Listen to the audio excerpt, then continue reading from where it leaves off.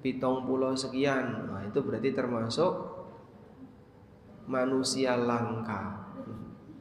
Karena Nabi SAW yang umurnya lebih dari itu. Makanya biasanya ada orang yang umurnya dawa, umur 90, dia sudah merasa nggak nyaman. Kenapa? Randuwe konco. Konco wis do ilang kabeh, wis do mati kabeh, konco bal-balan wis ra ono. Baik. Namun yang lebih penting di sini bukan masalah panjang dan pendeknya usia. Coba kita lihat. Ada beberapa amal yang pahalanya terus mengalir sekalipun pelakunya telah meninggal. Dia tidak bisa lagi beramal. Jasadnya dikubur dalam tanah, namun kebaikannya tidak putus. Itulah hakikat umur yang kedua. Umur di mana kita sudah tidak lagi bisa beramal, namun pahala kita tetap mengalir. Masya Allah. Sehingga bukan masalah panjang pendeknya umur, tapi yang lebih penting adalah apa isi dari umur kita. Nek uripe isine apik, dawa umure tambah apik. Nek uripe isine elek, diparingi dawa umur tambah elek. Makanya Nabi SAW pernah mengatakan, khairukum man tala umruhu wa hasuna amaluhu. Manusa sing paling apik, sing dawa umure, sing amale apik. Nah, sekarang coba kita lihat. Sebagai seorang muslim yang ingin memiliki bekal yang banyak menuju akhirat, sudah selayaknya dirinya mulai merencanakan amal yang tidak putus pahalanya walaupun orangnya sudah mati. Saya ulangi ya. Jenengan pengen duwe sangu kathah mboten? Sangu napa? Amal. Sangu amal bekal menuju akhirat. Nah, kalau orang ingin bisa memiliki banyak bekal menuju akhirat, berarti yang perlu disiapkan apa? Amal soleh. Tapi amal soleh kita ini terbatas oleh waktu. Sampai kapan, Pak? Saisone beramal. Kadang nyuwun sewu, ada orang yang dia usia amalnya itu panjang sekali. Orangnya sudah meninggal tapi amalnya belum putus. Ada orang yang begitu orangnya meninggal amalnya putus. Ada orang yang amalnya sudah putus, orangnya belum meninggal. Berarti yang paling parah yang pundi? Yang nomor 3. Ojo sampai dadi menungso amale wis mandeg, wonge durung mati. Kok bisa Pak kayak gitu, Pak? Contone napa? Contone wong pikun. Wong pikun niku saged beramal mboten? Kenapa tidak? Akalnya sudah hilang. Nek akale sampun hilang, maka dia tidak lagi bisa beramal. Perinti Mbah, Jumatan, Selasa kok Jumatan. Iki Jumat to, Selasa niki Mbah. Iki Jumat, akrab Jumatan. Pangkat dia Jumatan. Ternyata enggak ke masjid. Kecantol ning pasar. Jumatan kok ning pasar to, Mbah? Ha iki wis tekan masjid. Kenapa dia seperti itu? Akalnya hilang. Ada yang orang ikut puasa, nggih. Sahur tangi melu sahur, putune mangan melu mangan, nggih. Jam 7 wis buka durung. Sik jam 7 to, Mbah. Lho iki wis maghrib to, jam 7. Ini jam 7 to. Diam-diam dia minum, buka jam 09.00. Kenapa seperti itu? Akalnya hilang. Nah, orang kalau akalnya hilang, maka dia sudah tidak bisa lagi beramal. Kalau sudah tidak bisa lagi beramal, menungsone sik urip tapi amale sudah putus. Ini yang paling buruk keadaannya. Makanya kita berlindung kepada Allah jangan sampai menjadi orang pikun. Dungane pripun, Pak? Salah satu di antara doa yang diajarkan Nabi SAW dengan tulis. Allahumma inni a'udzubika minal jubni wal bukhli. Ini versi panjang. Wa a'udzubika min an uradda ila ardhalil umur. Ya, coba diwangsuli. Allahumma inni a'udzubika. Hafal nggih? Diulangi. Allahumma inni a'udzubika min an uradda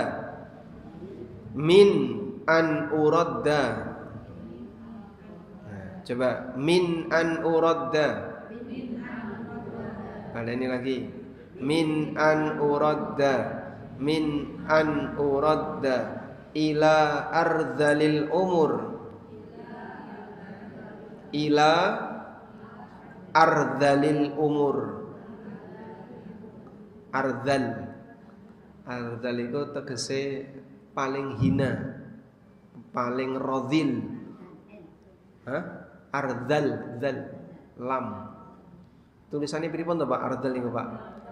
Alif, ra, dzal, saudaranya dal.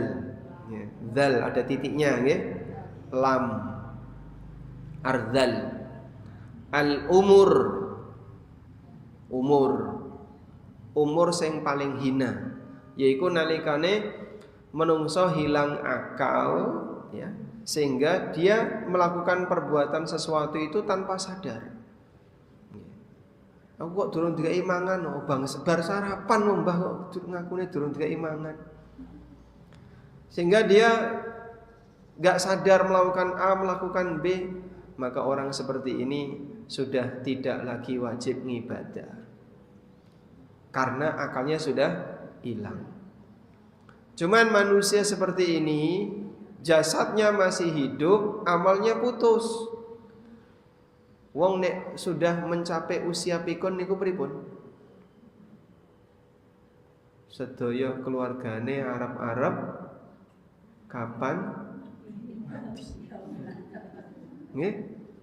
Sehingga Masya Allah anake arep-arep kapan terus simbahe iki mati. Nggih, nyun sewu nggih. Leres mboten ngoten niku. Secara jujur mungkin seperti itu ya. Walaupun ra gelem ngomong, nggih rawani. Tapi demikianlah keadaan orang kalau dia sudah ngerepoti orang lain. Ke kamar mandi harus bopong, makan harus nyuapin, buang air diresiki dan seterusnya, membuat berat sebagian anak sehingga terkadang sebagian anak gak mau dekat sama orang tuanya.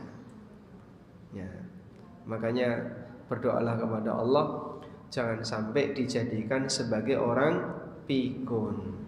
Nggih. Yang lebih banyak pikun itu bapak napa ibu? Yang benar. Secara statistik ternyata wanita lebih banyak pikun daripada laki-laki. Leres betul? Secara statistik ternyata wanita lebih banyak pikun daripada laki-laki. Enggak. Kebanyakan laki-laki.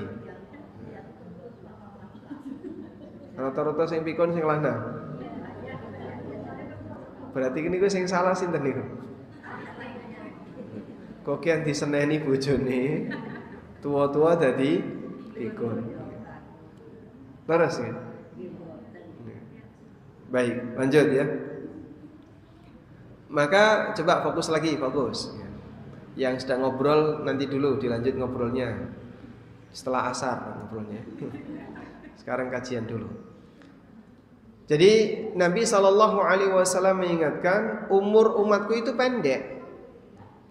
Tapi kalau bisa, bagaimana caranya orang bisa memiliki amal yang umurnya panjang, yang terus mengalir pahalanya meskipun pelakunya sudah meninggal. Ada sebagian ulama ya, yang mereka umurnya panjang-panjang, umur amalnya panjang-panjang, walaupun orangnya usianya pendek. Coba kita ceritakan di sini. Sebagai gambaran sekaligus contoh, ada beberapa manusia yang usia karyanya lebih panjang dibandingkan usia pelakunya. Usia amalnya lebih panjang daripada usia pelakunya. Anda bisa lihat para ulama dengan aneka karya mereka. Usia hidup mereka sama sebagaimana usia manusia pada umumnya. Bahkan di antara mereka usianya 40-an tahun. Ada juga yang usianya 50-an tahun. Seperti Imam Asy-Syafi'i rahimahullah. Sampeyan catat ya. Imam Syafi'i lahir tahun 150, wafat tahun 204 Hijriah. Lahir tahun pinten? 150, wafat tahun 204. Berarti umurnya pinten niku? 54 tahun. Ya? Sementara usia amalnya Imam Syafi'i berapa tahun? Sampai sekarang masih dipakai. Sehingga karya-karya Imam Syafi'i sampai sekarang masih sering kita dengar. Nasihat-nasihat beliau, penjelasan beliau. Sehingga kalau kita hitung dari usia wafat beliau 204 di tahun 204 Hijriah, sekarang tahun pinten?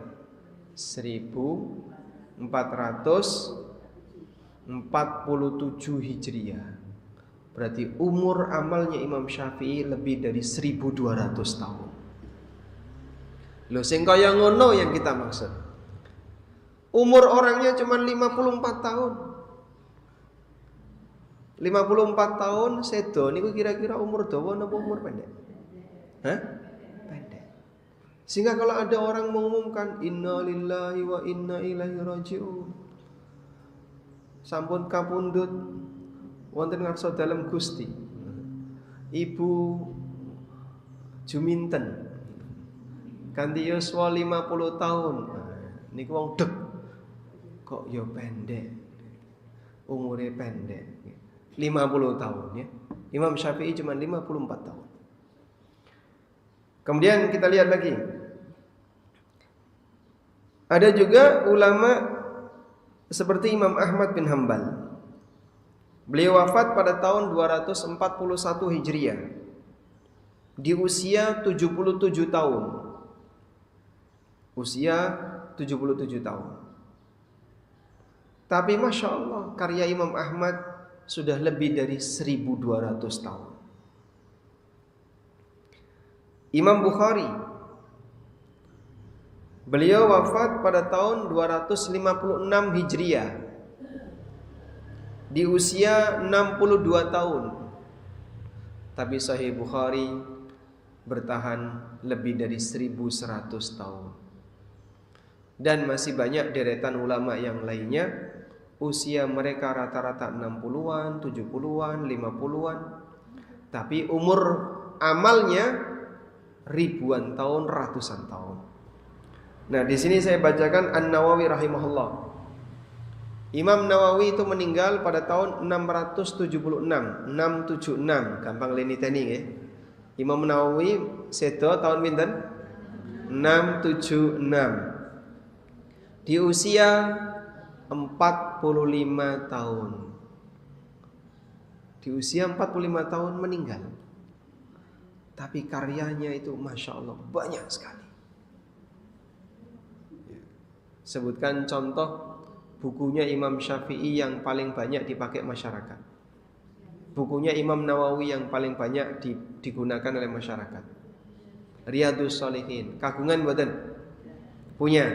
Nah, itu contoh karya Imam An-Nawawi yang dipakai oleh masyarakat.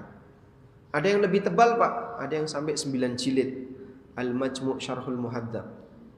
Ada yang lebih tebal lagi, beliau juga punya buku-buku yang lain dalam masalah fikih, dalam masalah bahasa dan yang lainnya. Sehingga Imam An-Nawawi termasuk di antara ulama yang sangat produktif. Umurnya hanya 45 tahun, tapi karyanya nek jenengan tak kongkon maca, 40 tahun belum rampung. Ora iso diwaca bahasa Arab kabeh. Ngomong di sawang 40 tahun ya ora dong-dong. Baik. Dari sinilah kita bisa lihat mereka adalah manusia-manusia hebat. Memang Allah Subhanahu wa taala memberikan kepada mereka usia yang tidak sepanjang yang lain. Ada yang hanya 40-an tahun, 50-an tahun, sekian puluh tahun, tapi isine mentes. Tegasnya apa? Seluruh waktunya habis untuk amal. Sehingga mereka ini sampai sebagian ketika dikomentari, andaikan malaikat pencabut nyawa, malaikat maut datang menghampiri dia, wahai si A, 1 jam lagi kamu akan saya cabut nyawamu. Itu sudah tidak ada lagi waktu untuk beramal. Silahkan kau perbanyak amal. Mau memperbanyak amal apa lagi? Full waktunya. Sudah penuh untuk beramal. Sehingga andaikan dikasih peringatan 1 jam lagi kau mati, itu sudah nggak bisa nambah amal. Kenapa? Waktunya sudah habis untuk beramal. Mau ditambahkan amal apa lagi? Sudah selesai. Sehingga mereka selalu dalam keadaan siaga, mati. Mau mati kapanpun aku siap. Karena waktuku sudah tidak ada lagi waktu yang kosong untuk beramal. Coba jenengan titeni, waktu yang kosong untuk beramal dengan waktu yang dipakai untuk beramal banyak mana? Dari 24 jam niku lho, antara yang kosong untuk amal dan yang terisi dengan amal banyak mana? Banyak yang kosong. Berarti kalau banyak yang kosong, kira-kira peluang mati lebih gede di mana? Di waktu yang kosong tadi. Maka kalau misalnya malakul maut datang terus memberi info, wahai Simbah, sehari lagi kamu mati. Kira-kira apa yang terjadi? Hah? Aku durung shopping ya. Aku durung blonjo iki, durung blonjo. Kusik tak blonjo dhisik. Dinggo masak sisuk, arep tak tinggal nggo sak lawase. Masya Allah. Ada orang yang masih mengingat dunia walaupun di detik-detik kematiannya. Sebagian orang yang dia sudah berbaring di atas ranjang, badannya penuh dengan selang, sudah tidak bisa ngomong, dah nggak bisa gerak. Yang bisa hanya isyarat gerakan, kalau nggak mantuk gedek. Mau ini gedek, mau ini nggih, nah itu berarti gelem. Sehingga dia sudah nggak bisa bicara. Yang ada hanya isyarat fisik, gerakan kepala. Terus dibisiki, mbok duite dinggo ngamal. Ditawari duite dinggo ngamal, dia tidak bersedia. Kenapa? Karena dia masih sayang harta walaupun disisa usia. Ya ini saya ya so pinten Ibu. Jenengan. Nggih. Nggih. 69. Kurang berapa tahun? Enggak tahu ya. Kalau misalnya tinggal 2 hari lagi, misalnya ya, apakah siap untuk melepas semua harta yang tersisa? Sanggup bukan?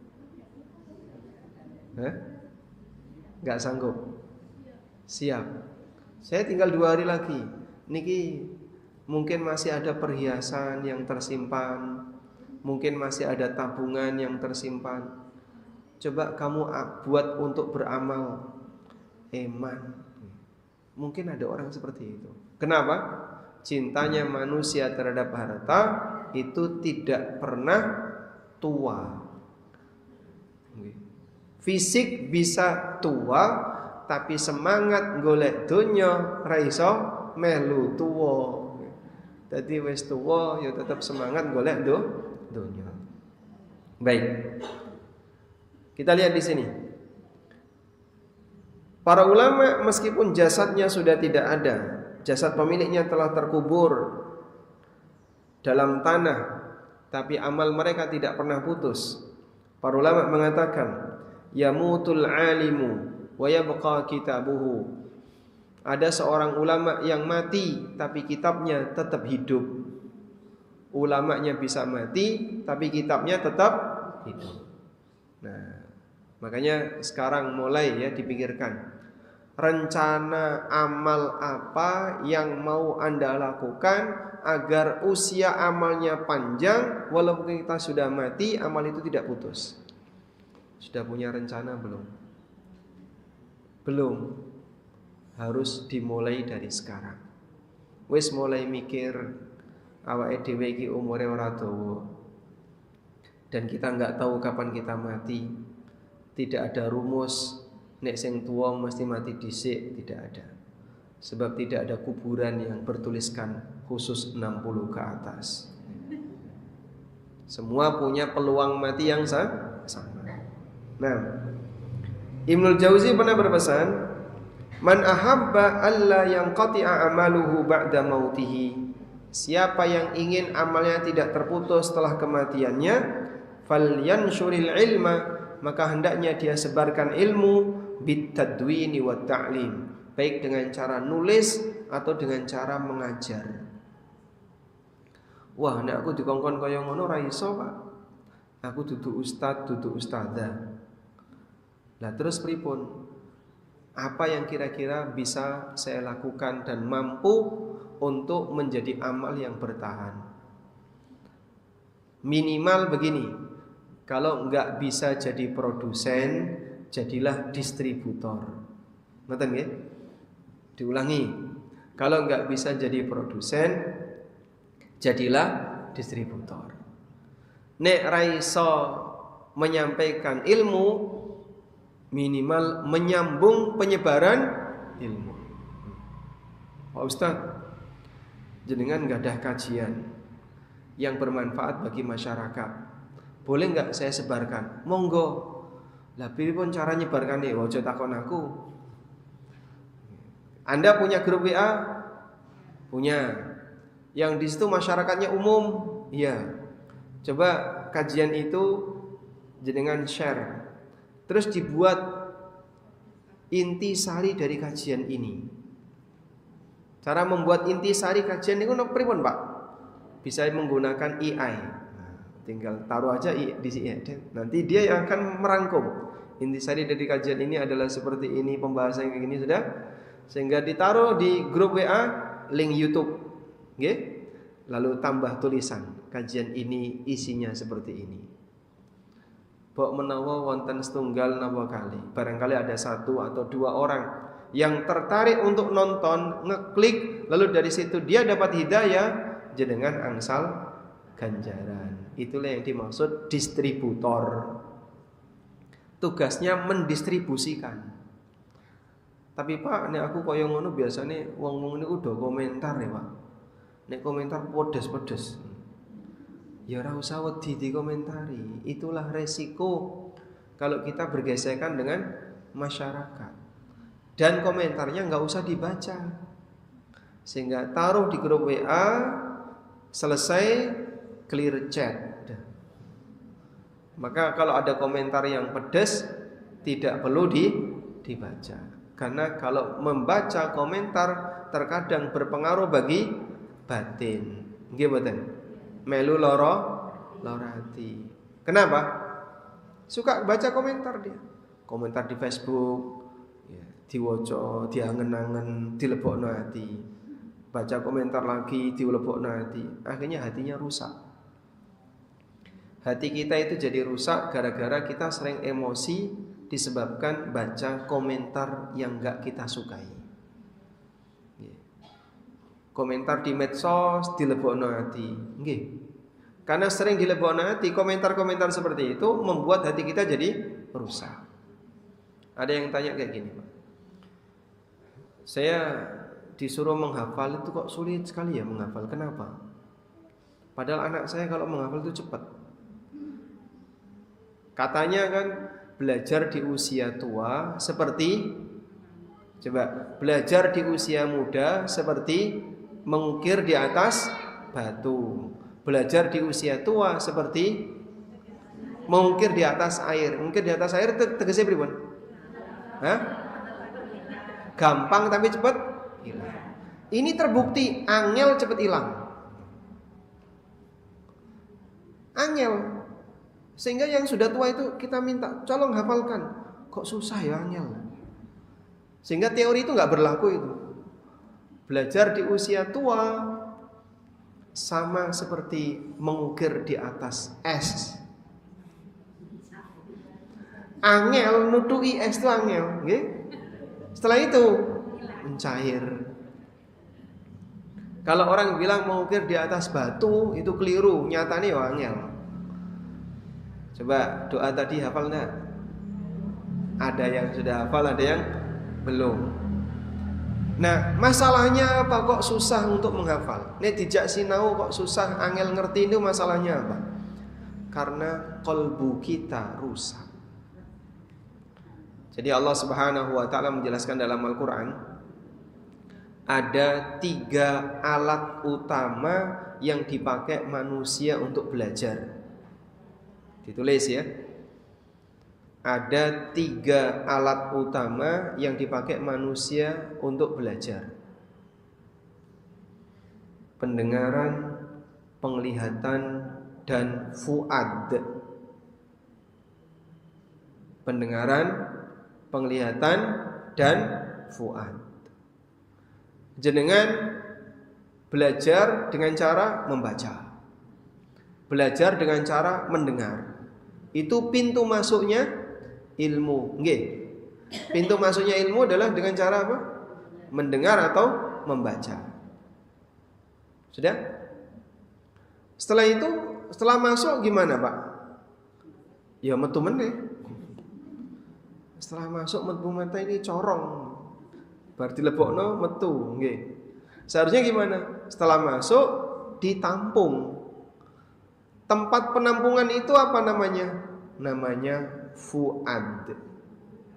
Namanya fuad. Jamaknya afidah. Maka Anda bisa lihat Allah Subhanahu wa taala menegaskan dalam Al-Qur'an, "Innas sam'a wal basara wal fuada kullu ulaika kana anhu mas'ula." Sesungguhnya pendengaran, penglihatan, dan fuad semua itu nanti akan dimintai pertanggungjawaban di akhirat. Fuad ini apa, Pak? Tempat yang digunakan oleh orang untuk menampung ilmu. Namanya fuad. F-U-A-D. Nah, kalau fuad ini rusak, mbok sinau bertahun-tahun rano gunane. Karena kalau fuad ini sudah rusak, orang susah menampung dan susah membedakan mana yang benar, mana yang salah. Terus kenapa fuad itu bisa rusak? Salah satunya niku mau terlalu sering bawa perasaan. Model orang yang baperan, titik-titik loro hati. Koncone ngomong apa loro hati. Kamu itu maksudnya gini ya, maksudnya gini. Gampang loro hati. Wong niku nek gampang loro hati diarani napa? Sumbu pendek. Sumbu pendek tegese gampang jeblok. Kesulit apa? Bluk. Kesulit apa? Bluk. Gampang nyeblok berarti sumbu pendek. Enggak mikir panjang, gampang loro hati. Karena nyun sewu ya, perasaan ini kalau terlalu dituruti bahaya. Perasaan itu kalau terlalu dituruti bahaya. Makanya mohon maaf, kalau terkadang ada wanita yang membela diri, ini menyakiti perasaan saya. Masya Allah. Apa perasaanmu harus selalu dituruti? Tidak sesuai dengan perasaan saya. Apa perasaan harus selalu dituruti? Jangan jadi budak perasaan, karena itu bahaya. Dan sebab ya, orang jadi tidak bisa seimbang dalam hidup karena seneng nuruti apa kata perasaan. Ulama menjelaskan seperti ini. ada 3 pertimbangan ketika orang itu melakukan sesuatu. Ada 3 pertimbangan ketika seseorang melakukan sesuatu. Akalnya, perasaannya, hawa nafsunya. Akal, perasaan, satu lagi apa? Hawa nafsu. Pertimbangan hawa nafsu selalu mengajak untuk memilih mana yang enak. Yang penting enak, yang penting happy, yang penting seneng, yang penting sugih, yang penting sukses, yang penting itu hawa nafsu semua itu. Yang penting untuk duit. Nah, itu semuanya adalah pertimbangan apa? Hawa nafsu. Makanya pertimbangan hawa nafsu ini selalu ngajak orang untuk maksiat. Sehingga Allah Subhanahu wa taala mengatakan, wa amma man tagha wa atharal hayatad dunya fa innal jahima hiyal ma'wa. Siapa yang melampaui batas dan dia lebih mendahulukan kehidupan dunia, dia akan kembali ke jahanam, ke jahim, neraka. Di ayat yang lain, orang yang menjadikan hawa nafsunya sebagai imamnya, apa sing dikarepno hawa nafsu sing dieloni. Nah, itu akan mengajak orang untuk menuju ke jalan yang tersesat. Karena hawa nafsu ini dia selalu berpikir pripun? Sing penting enak. Dan banyak sekali masyarakat kita yang hilang akal gara-gara nafsu. Iki bahaya. Wis gak apa-apa. Sing penting badi, sing penting enak dilakoni. Yang kedua, perasaan. Perasaan itu ngajak orang untuk melakukan perbuatan dengan pertimbangan ketenangan hati dan menjaga jangan sampai kasihan. Jadi kata-kata kasihan itu lebih dominan apa? Perasaan. Mengajak orang untuk melakukan perbuatan dengan standar apa? Ketenangan hati. Kita ya perasaanku enak, itu perasaan. Yang ketiga, akal. Pertimbangan akal mengarahkan orang untuk mengambil yang paling aman dan bermanfaat. Mengambil yang paling aman dan bermanfaat. Itulah pertimbangan akal.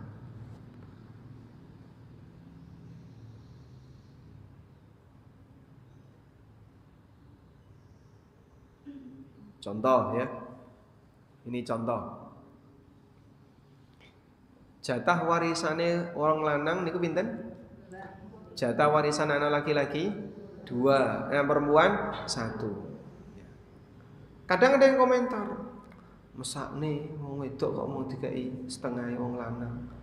Mesakne lho niku wong sing ngrawati bapak ibuke niku anak wedok kok malah dikai setengah anak lanang. Kalimat mesakne niku napa? Nah, itu perasaan yang bicara. Itu yang bicara apa? Perasaan. Tapi kalau orang pakai akal, dia akan mengatakan, "Lah aturannya gimana? Syariat mengatur seperti apa? Oh, seperti ini syariat ngatur. Ya harus ngikuti aturan. Karena kalau tidak, nanti akan dihukum di hari kiamat." Nah, orang berpikir harus sesuai aturan. Kalau tidak, ini pelanggaran, akan ada konsekuensi besar besok di hari kiamat. Itu namanya apa? Akal. Baik. Ada siswa bersalah, dihukum sama gurunya, maju, berdiri, tunggu ya sampai pelajaran selesai, karena kamu telat datang. Maka yang telat datang berdiri sampai kajian selesai. Masya Allah. Terus orang tuanya, kasihan anak saya, mosok kayak gitu kok dihukum. Kasihan anak saya. Itu namanya pertimbangan apa? Pertimbangan perasaan. Okay? Kalau pertimbangan akal pripun? Nah, dia salah ya kudune dihukum. Karena kalau salah dan yang tidak salah disamakan itu dolim. Okay. Antarane wong salah karo sing ora salah disamakan niku napa? Dolim. Kenapa ini nggak dikasih rapot? Oh, dia salah kok. Salahnya apa? Dia seperti ini. Ya kudune kan semuanya dikasih rapot. Loh antara sing salah karo gak salah kok dipadakno, dolim. Maka yang salah dihukum itu adil. Tapi kadang perasaan bicara. Nah, saat perasaan bicara itu sampai membela pelaku kriminal. Makanya pada waktu ada seorang wanita terlapor mencuri di zaman Nabi SAW, akhirnya diadili oleh Nabi SAW. Setelah diadili, diputuskan dia harus potong tangan. Padahal itu seorang wanita dari suku Bani Makhzum. Yang Bani Makhzum ini suku terhormat. Bahasa kita ya, darah ningrat, itu Bani Makhzum.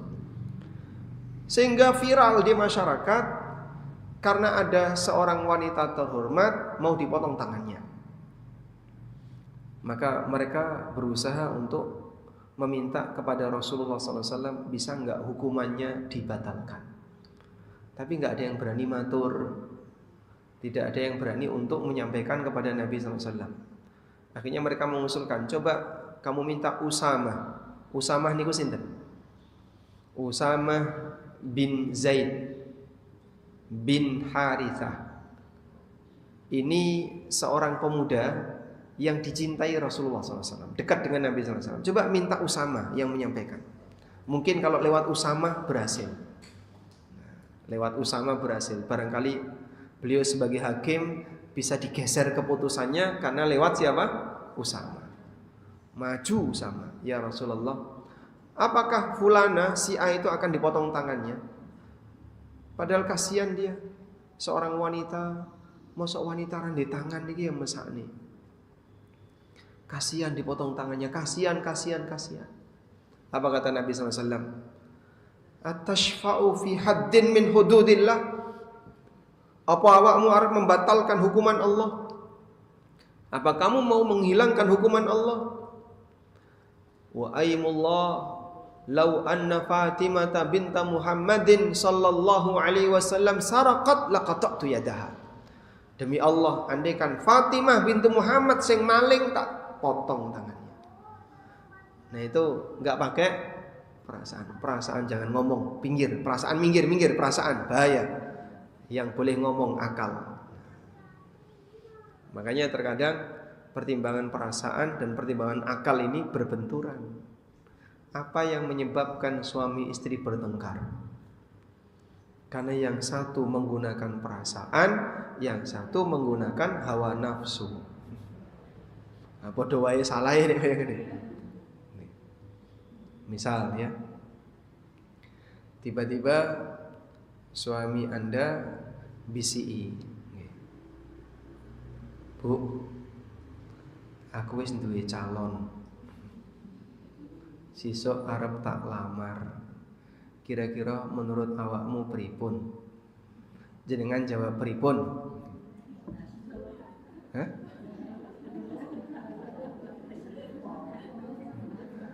Jenengan?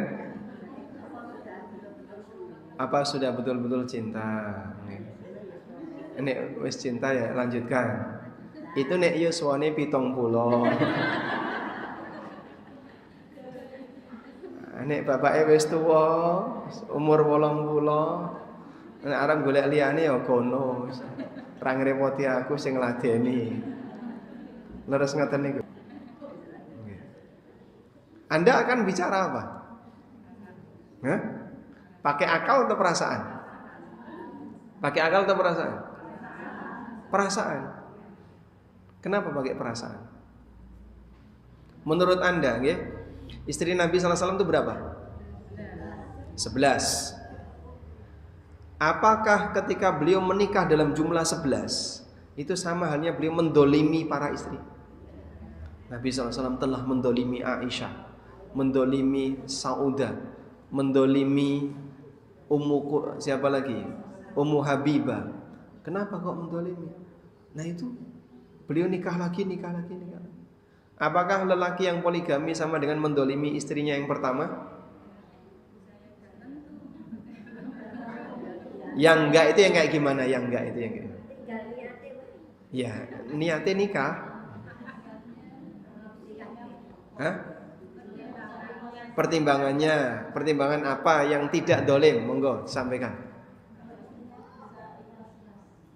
Kalau istrinya bisa ikhlas, nunggu ikhlas, ikhlas. Hah? Ketika istrinya menerima, nah dinta nih, kamu mau menerima kapan? Itu gak mau menerima, itu gimana? Berarti serau saja ya. Wis rasa bahas kayak ngene Pak, timbangane malah lara hati. Suami harus tahu perasaan istri. Apakah istri juga harus tahu perasaan suami? Iya. Iya. Misalnya ya, istrinya sudah lama tidak menghasilkan anak, rantai anak, lalu suaminya nikah lagi, lara hati nggak? Lara hati nggak? Hah? Tidak punya anak lagi atau sudah tidak punya anak. Jadi nikah sampai umur sekian, sudah 20 tahun pernikahan nggak punya anak. Suaminya mau nikah lagi. Ya kan nggak tahu. Nggak tahu. Bisa jadi ketika nikah lagi punya anak.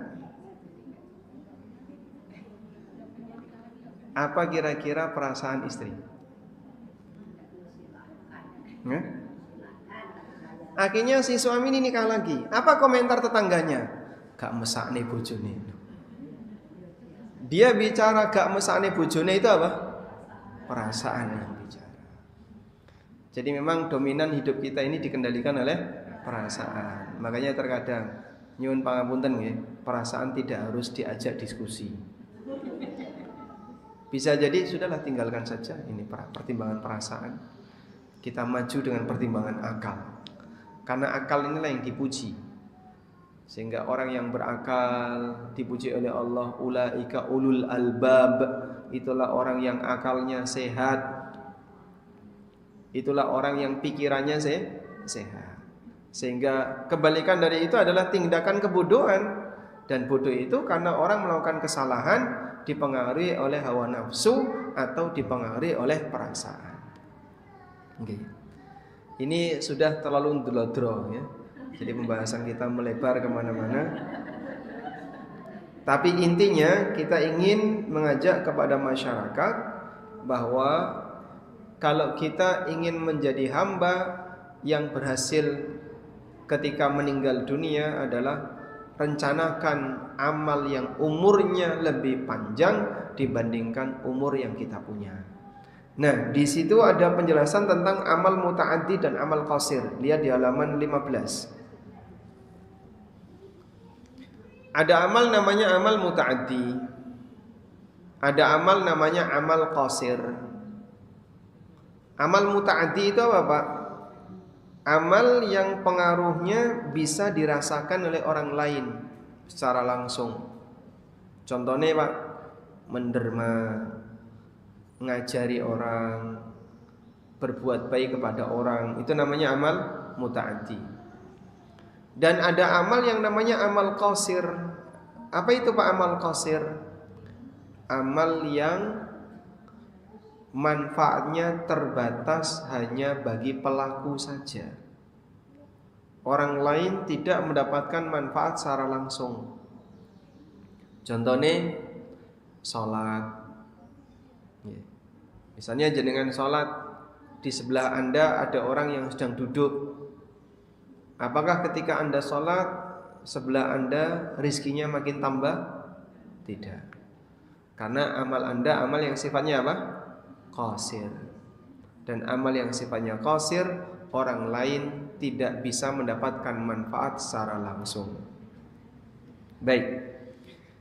Para ulama menegaskan dilihat dari nilai kemanfaatan, amal muta'addi lebih utama dibandingkan amal qasir. Karena amal muta'addi memberi manfaat bagi umat, sementara amal qasir sifatnya terbatas bagi pelaku. Maka kalau melakukan amal qasir ora usah umuk. Umuk niku tegese pripun? Dipamerne, didelok-delokne wong, pokoke kudu ana sing krungu. Harus ada yang mendengar. Rasa umuk. Karena orang lain nggak dapat manfaatnya. Dzikir itu pada asalnya dianjurkan dengan cara apa? Wadhkur rabbaka tadarruan wa khufyah. Ingatlah Rabbmu diiringi dengan perasaan penuh tadarru' wa khufyah, dan penuh dengan rasa takut dan rahasia. Sama. Makanya dzikir itu tidak harus dipamerkan. Ada sebagian orang yang kalau dzikir wah kudu sing seru. Memang ada dzikir yang harus kenceng, contohnya adzan. Makin seru makin bagus.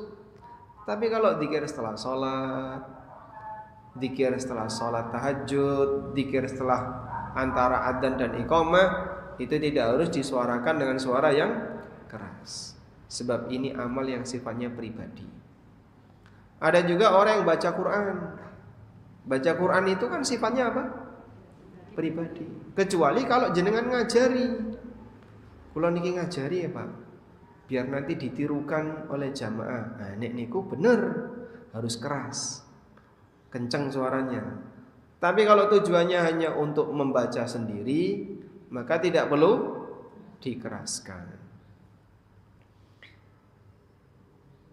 Karena itulah amal muta'addi lebih afdal, karena secara manfaat lebih luas manfaatnya. Amal muta'addi memberi manfaat bagi umat, dan Islam menganjurkan agar kita bisa menjadi umat yang bermanfaat. Sebagaimana firman Allah Ta'ala, kuntum khaira ummatin ukhrijat linnas ta'muruna bil ma'ruf wa tanhauna 'anil munkar wa tu'minuna billah. Kalian adalah sebaik-baik umat yang dikeluarkan untuk manusia, karena kalian itu punya karakter 3: amar ma'ruf, nahi mungkar, dan beriman. Karena 3 punya karakter ini disebut oleh Allah Ta'ala sebagai apa? Kuntum khaira ummah. Kalian adalah sebaik-baik umat. Al-Hafidz Ibnu Katsir mengatakan, wal makna annahum khairul umami wa anfa'un nasi linnas. Maknanya adalah mereka merupakan umat terbaik dan yang paling banyak memberi manfaat bagi masyarakat. Sehingga sahabat disebut sebagai umat terbaik karena sahabat itu umat yang paling banyak memberi manfaat bagi masyarakat. Maka kalau kita ingin jadi manusia terbaik, ukurannya adalah sejauh mana Anda bisa memberi manfaat bagi masyarakat. Karena itu bedakan 2 ini ya. Tolong fokus di sini, bedakan 2 ini. Ada potensi, ada prestasi. Ini sama atau beda? Beda. Bedanya di mana? Apa bedanya potensi dan prestasi?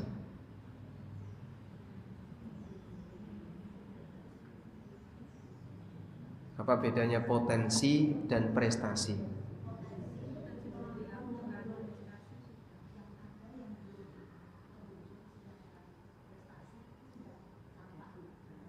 Sudah terwujud. Jadi bedanya, kalau potensi itu kemampuan yang dimiliki seseorang tapi belum terwujud. Kalau prestasi itu yang sudah terwujud. Kaya itu potensi atau prestasi? Prestasi. Hah? Kaya itu potensi atau prestasi? Prestasi. Berarti tambah sugih, tambah berprestasi. Hah? Kaya itu potensi atau prestasi? Prestasi atau potensi? Hah? Bisa dua-duanya. Kaya yang seperti apa? Potensi. Kaya yang seperti apa? Prestasi. Orang yang belum kaya berpotensi jadi kaya. Orang yang sudah kaya berpotensi jadi miskin. Itu wala-walik. Nyun sewu, pinter itu potensi atau prestasi? Pinter. Potensi. Hah? Potensi. Sampeyan luwih seneng pundi? Anak pinter atau anak sugih? Hah? Pintar. Jadi misalnya ya, pintar bisa jadi kaya, kata siapa? Enggak jaminan. Banyak orang pintar miskin tuh banyak. Banyak orang pintar yang miskin. Jadi misalnya jenengan punya putri yang sudah siap nikah, dilamar oleh dua lelaki. Satunya pintar tapi miskin, yang satunya kaya tapi bodoh.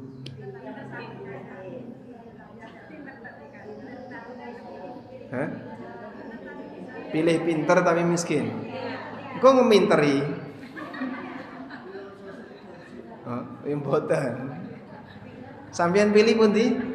Pinter tapi kere rapopo sing penting kowe pinter gitu. Nah, pintere ra iso dipangan ya. Nah. Hah? Kekayaan bisa habis. Kalau pinter tidak bisa habis.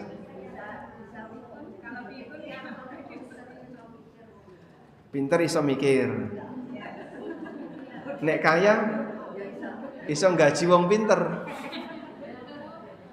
Ya.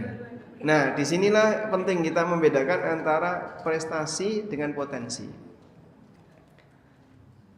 Pertanyaannya begini. Sebenarnya prestasi seorang muslim yang sejatinya itu apa sih? Menjadi pribadi yang bermanfaat untuk orang lain.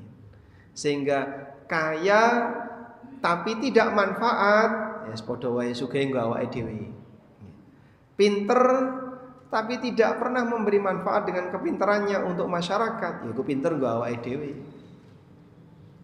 Pejabat tapi tidak pernah memberi manfaat untuk rakyat, itu jabatannya untuk dia sendiri.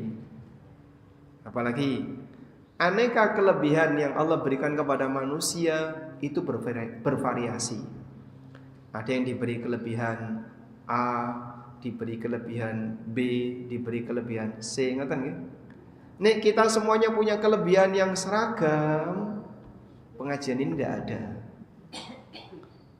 Wis ngerti kabeh Pak Ustaz. Sampeyan terasa ngomong wis do paham. Karena kita punya kelebihan yang sama. Tapi karena ketika kita punya kelebihan yang berbeda, ada yang diberi kelebihan kekayaan, gitu. Ada yang diberi kelebihan apa? Kepandaian. Ada yang diberi kelebihan fisik, jabatan, status sosial, dan aneka kelebihan yang lainnya. Tapi semua kelebihan ini hanya akan menjadi kelebihan jika orangnya tidak berprestasi sama saja. Maka kelebihan itu jadi prestasi jika dipakai untuk memberi manfaat bagi masyarakat. Disitulah kenapa sahabat disebut oleh Allah Subhanahu wa ta'ala sebagai manusia yang berprestasi. Disebut oleh Allah khairu ummah, umat terbaik, karena mereka adalah orang yang paling banyak bermanfaat bagi masyarakat. Mereka itu punya semangat nyebarkan manfaat bagi masyarakat. Wallahu a'lam. Walhamdulillahirabbil alamin. Mungkin itu yang bisa kita sampaikan. Semoga yang sedikit ini bermanfaat. Wassallallahu ala nabiyyina Muhammadin wa ala alihi wa sahbihi wasallam. Ada pertanyaan? Tidak ada? Alhamdulillah. Silakan.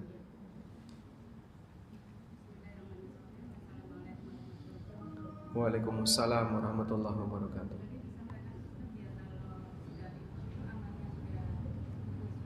Kalau sudah pikun, amalnya sudah putus. Iya.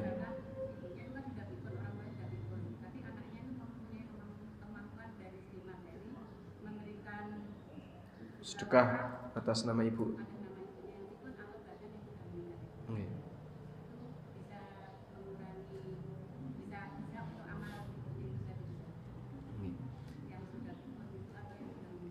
Iya, tadi kita sudah menyampaikan bahwa orang yang pikun amalnya terputus. Maksudnya amalnya terputus sudah tidak bisa lagi beramal. Karena pikun itu akalnya hilang. Seperti orang gila, nggih. Dan amal orang gila sah atau batal? Sah atau batal? Batal. Jadi kalau ada orang gila rajin puasa, apakah terhitung sebagai puasa? Tidak. Kenapa? Dia tidak berakal. Nah, orang pikun kan kondisinya seperti itu. Makanya orang pikun sudah putus kesempatan dia untuk beramal. Tapi kalau pertanyaannya apakah masih memungkinkan untuk diberi amal yang panjang umurnya seperti wakaf dan seterusnya? Bisa, atas harta yang masih tersisa. Sehingga anaknya misalnya wakaf atas nama ibu atau atas nama bapak atau siapapun, baik yang sudah pikun maupun yang sudah meninggal, boleh. Dan nanti pahalanya mengalir kepada yang bersangkutan. Wallahu a'lam. Ya, monggo. Waalaikumsalam warahmatullahi wabarakatuh.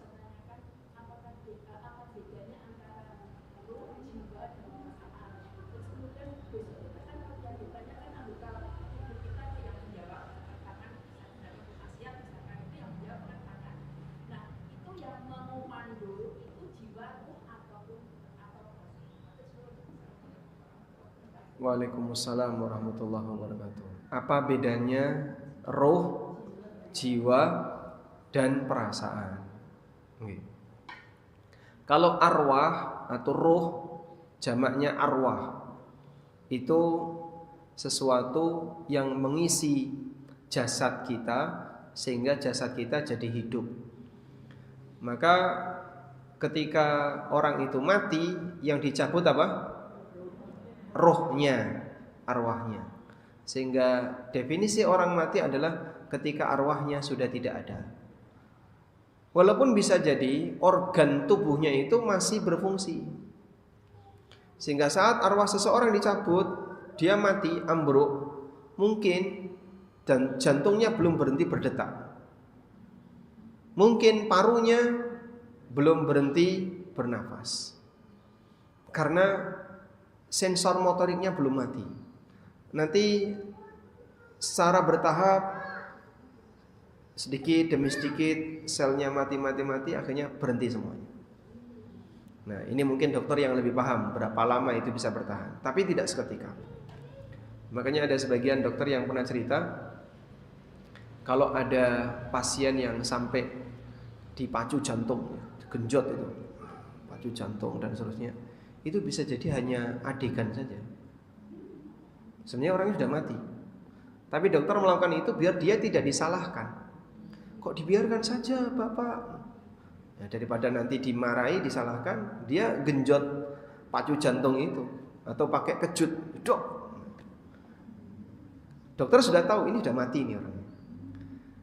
Dengan dipantau batang otak di belakang, batang otaknya sudah nggak berfungsi, tapi jantungnya masih berdetak. Nah, dia lakukan upaya itu. Itu hanya adegan saja, biar dia tidak disalahkan. Baik, walaupun ada juga yang ini masih punya peluang hidup, digenjot jantungnya biar nanti bisa berdetak lebih cepat. Itu mungkin, ya. Kemudian ini roh. Kalau jiwa dengan perasaan itu apa? Bagaimana mendefinisikan jiwa? Jiwa dalam bahasa Arab namanya nafsun. Dan nafas, ada yang nafas terpuji dan ada yang nafas yang tidak terpuji. Sehingga boleh disebut jiwa adalah karakter yang melekat pada diri seorang hamba. Ketika malaikat pencabut nyawa mau mencabut nyawa orang yang beriman, malaikat itu memanggil dengan kalimat, ya ayyatuhan nafsul mutmainnah irji'i ila rabbiki radiyatan mardiyah. Wahai jiwa yang tenang, ayo kita kembali kepada ridha Allah. Sehingga malaikat pencabut nyawa kalau mau mencabut nyawa orang baik itu cuma dipanggil. Dipanggil dengan cara apa? Dipanggil untuk mendapatkan kenikmatan yang lebih abadi. Ayo kita menuju rahmat Allah, kita menuju ridha Allah, menuju ampunan Allah.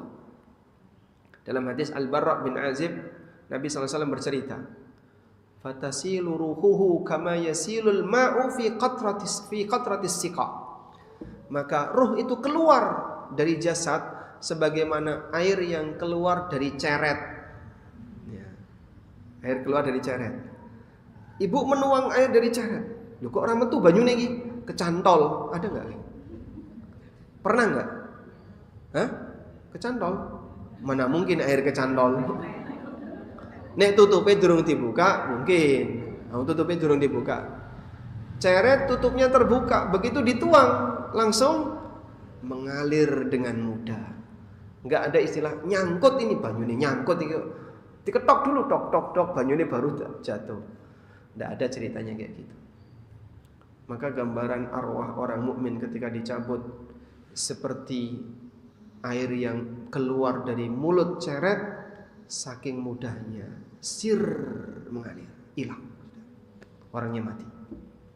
Sudah? Itu disebut dengan jiwa yang tenang. Allah menyebut jiwa yang suka emosi nafsul ammarah. Innan nafsa la ammaratum bisu. Sesungguhnya jiwa itu suka memerintahkan yang buruk. Allah juga menyebut jiwa itu ada yang suka mencela. La uqsimu biyaumil qiyamah wa la uqsimu bin nafsil lawwamah. Ada nafsu namanya nafsu lawwamah, jiwa lawwamah sing senengane maidu. Aku bersumpah dengan jiwa yang senengane maidu, jiwa lawwamah. Isinya cuman komentar terus. Itu namanya jiwa lawwamah. Nah, dalam jiwa manusia terkadang jiwa ini bisa menjadi jiwa ammarah, bisa nafsul ammarah, nafsul mutmainnah, sebagaimana juga bisa menjadi jiwa nafsu al-lawwamah. Tergantung kondisi. Nah, maka jiwa itu berubah-ubah. Tergantung bagaimana cara manusia dalam mengendalikannya. Faktor kendalinya bisa akal, perasaan, dan hawa. Maka mana yang lebih dituruti, itulah yang akan mewarnai jiwanya. Maka kan tempatnya ada di mana sih Pak? Ulama beda pendapat. Karena sebagian ayat menyebutkan fis sudur. Yang buta itu bukan matanya, walakin ta'mal ladzi fis sudur. Namun yang buta adalah apa yang ada di hatinya. Allah sebut fis sudur. Sudur itu apa? Dada. Oh berarti jiwa itu tempatnya di dada. Ada yang mengatakan jiwa itu tempatnya di akal, di otak, di otak, organ otak. Ada yang mengatakan jiwa itu tempatnya di jantung. Ada yang mengatakan jiwa itu tempatnya di liver. Jadi ada khilaf dalam masalah ini. Di organ mana itu berada, intinya wallahu alam. Tidak ada yang tahu, kecuali kita hanya mendapatkan penjelasan. Allah sebut di dada, Allah sebut dalam rongga manusia.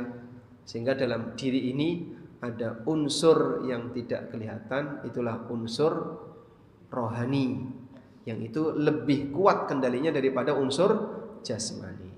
Wallahu a'lam. Berapa? Satu lagi. Waalaikumsalam.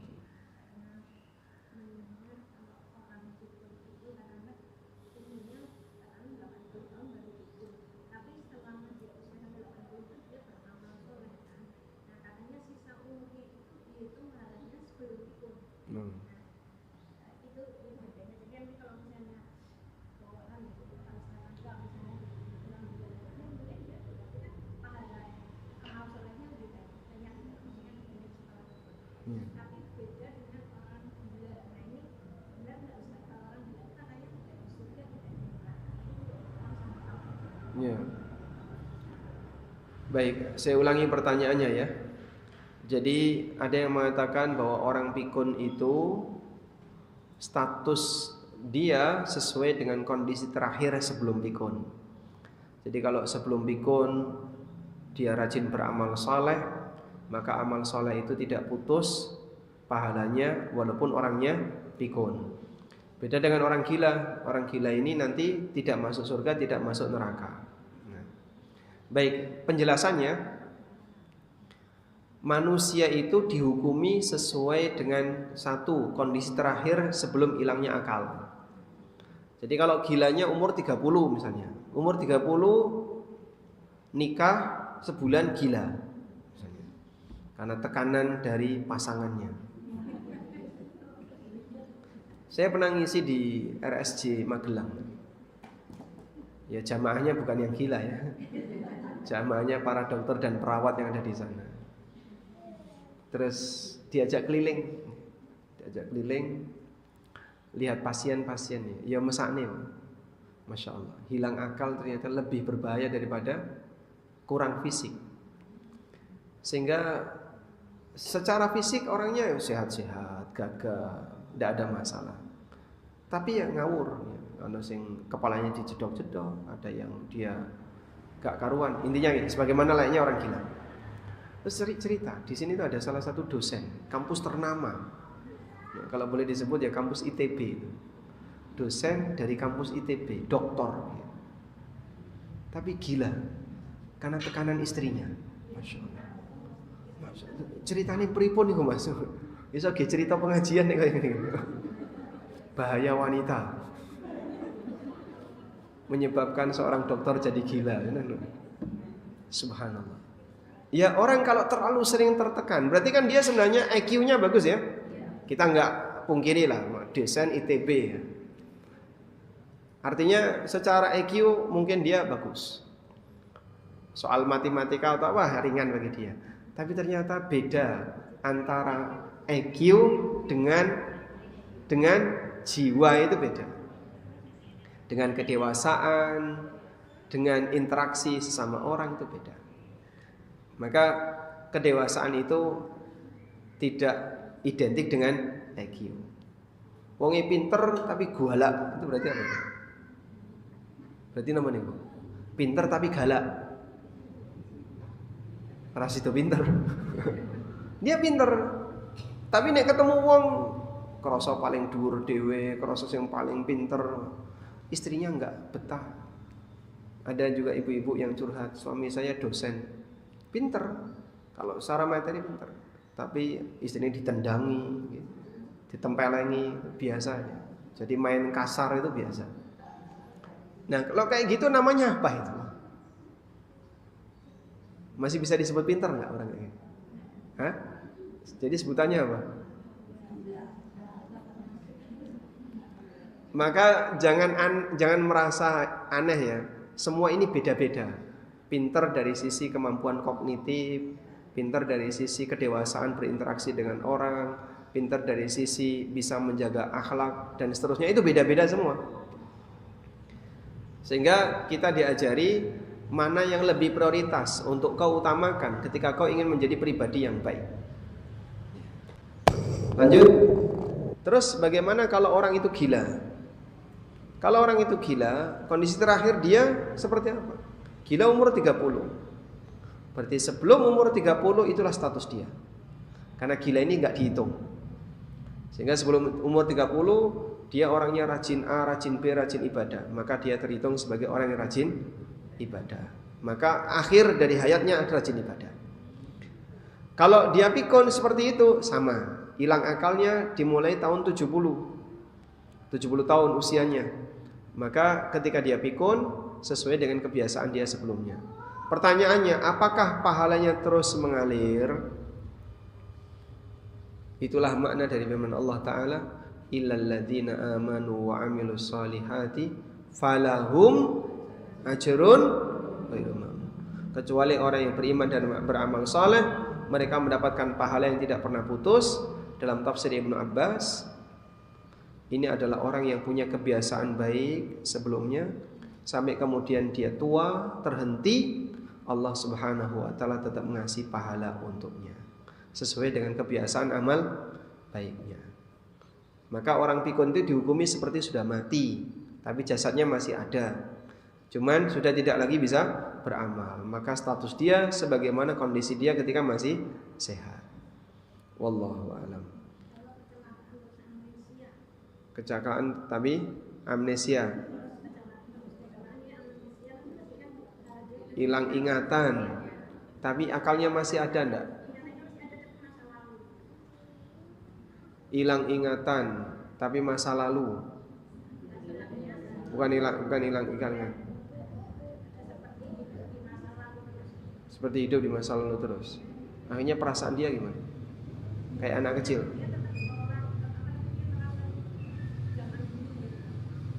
Ya kalau akalnya masih ada, wajib sholat. Sehingga dia tahu ini duhur, dia tahu. Dia tahu ini asar, dia sholat asar. Bukan gila, hilang memori. Hilang memori itu tidak gila ya. Saya ulangi, hilang memori itu tidak gila. Tadi Anda menghafal, setelah itu baru kajian hilang. Itu kan biasa. Oh, jamaahnya jadi gila. Hilang memori. Hilang memori itu tidak gila.